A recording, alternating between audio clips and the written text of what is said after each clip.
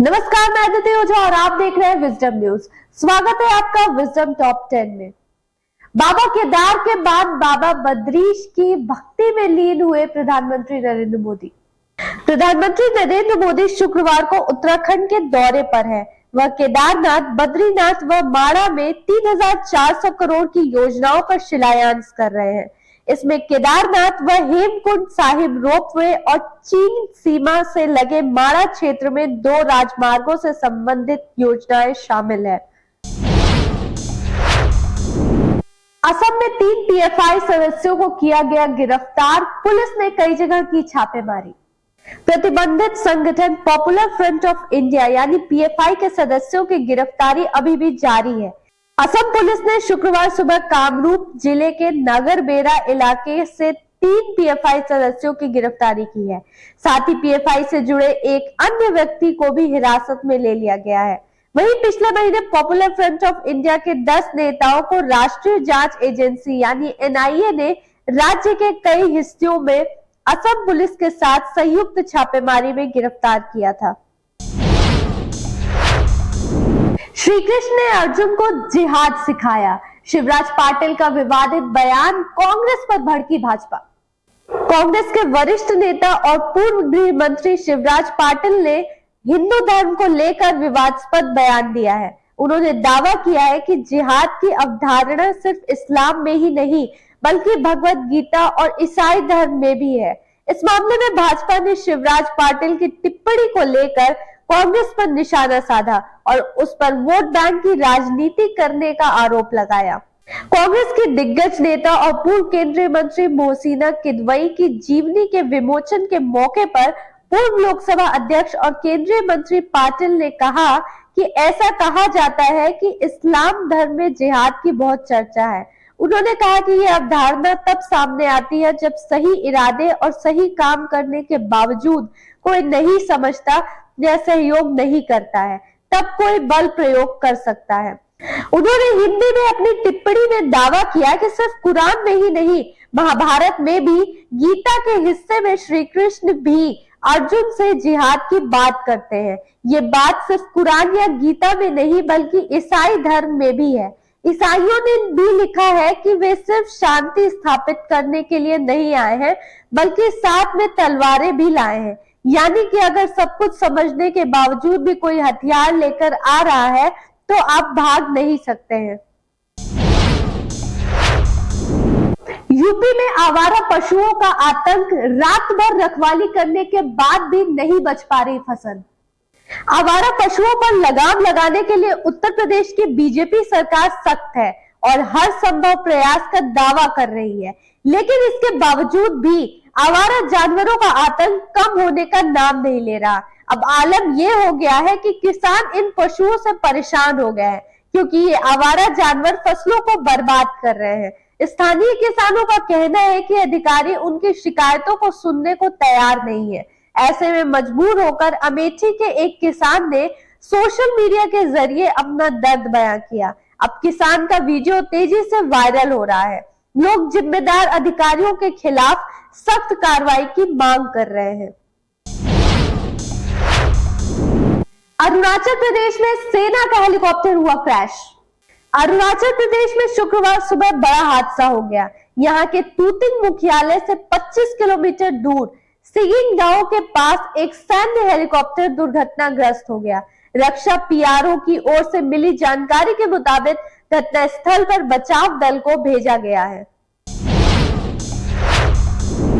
Supreme court ने ताजमहल के बंद कमरों को खोलने वाली याचिका को खारिज की। सुप्रीम कोर्ट ने ताजमहल के बंद कमरों को खोलने की मांग वाली याचिका को खारिज कर दिया है। सुप्रीम कोर्ट ने कहा कि ये याचिका पब्लिसिटी के लिए दाखिल की गई है। इलाहाबाद हाईकोर्ट का फैसला सही था। हाईकोर्ट ने याचिका को खारिज करने में कोई गलती नहीं की। डॉक्टर रजनीश सिंह ने सुप्रीम कोर्ट में इलाहाबाद हाईकोर्ट के फैसले को चुनौती दी थी। इलाहाबाद हाईकोर्ट ने रजनीश सिंह की याचिका को खारिज कर दिया था। ब्रिटिश प्रधानमंत्री लीज ट्रस ने दिया इस्तीफा। ब्रिटिश प्रधानमंत्री लीज ट्रस ने इस्तीफा दे दिया है। एक दिन पहले ही सत्तारूढ़ कंजर्वेटिव पार्टी के वरिष्ठ नेताओं ने लीज ट्रस को तलब कर इस्तीफा देने के लिए कहा था। उनकी कैबिनेट में शामिल वित्त मंत्री और गृह मंत्री पहले ही अपना पद छोड़ चुके हैं। प्रधानमंत्री पद की शपथ लेने के बाद से ही लीज ट्रस विरोधियों के निशाने पर थी। टैक्स कटौती को लेकर उनकी ही पार्टी के सांसद आलोचना कर रहे थे, जिसके बाद सरकार को अपने फैसले पर यू टर्न लेना पड़ा था। माना जा रहा है कि अब कंजर्वेटिव पार्टी के नए नेता का चुनाव दोबारा किया जाएगा। हालांकि अगर सत्तारूढ़ पार्टी के सांसद चाहे तो सिर्फ वे ही मतदान कर नया नेता चुन सकते हैं। अगर बोरिस जॉनसन के वफादार सांसद कोई अड़ंगा नहीं लगाते हैं तो ऋषि सुनक का ब्रिटेन का नया प्रधानमंत्री चुना जाना तय है। अब एक साथ दो कंपनियों में काम कर सकेंगे इंफोसिस के कर्मचारी, लेकिन मैनेजमेंट से लेनी होगी अनुमति। इंफोसिस ने एक चौंकाने वाले फैसले में अपने कर्मचारियों को गिग नौकरियां करने की अनुमति दे दी है। इंफोसिस ने कहा है कि अगर कर्मचारी चाहे तो वे दूसरी कंपनियों के साथ जुड़ सकते हैं, लेकिन इसके लिए उनको पहले इंफोसिस के प्रबंधकों की पूर्व सहमति लेनी होगी। इंफोसिस ने इन नौकरियों को गिग नौकरियां कहा है। शर्त यह है कि कर्मचारी जिन कंपनियों में पार्ट टाइम जॉब करने जा रहे हैं उनका इंफोसिस और उसके ग्राहकों के साथ प्रतिस्पर्धा ना हो और ना ही हितों के टकराव हो। मीडिया रिपोर्ट्स में दावा किया गया है कि कर्मचारी को इंटरनल कम्युनिकेशन में इस बारे में विस्तार से बताया गया है। उसमें सभी बातें विस्तार से बताई गई है कि कर्मचारी गिग वर्कर के रूप में कैसे काम कर सकते हैं। इंफोसिस ने गिग वर्क को परिभाषित नहीं किया और ना ही इसे मून लाइटिंग करार दिया है। आयुष्मान खुराना की फिल्म ड्रीम गर्ल का सह निर्माता गिरफ्तार, अभी और लोगों पर है पुलिस की रडार।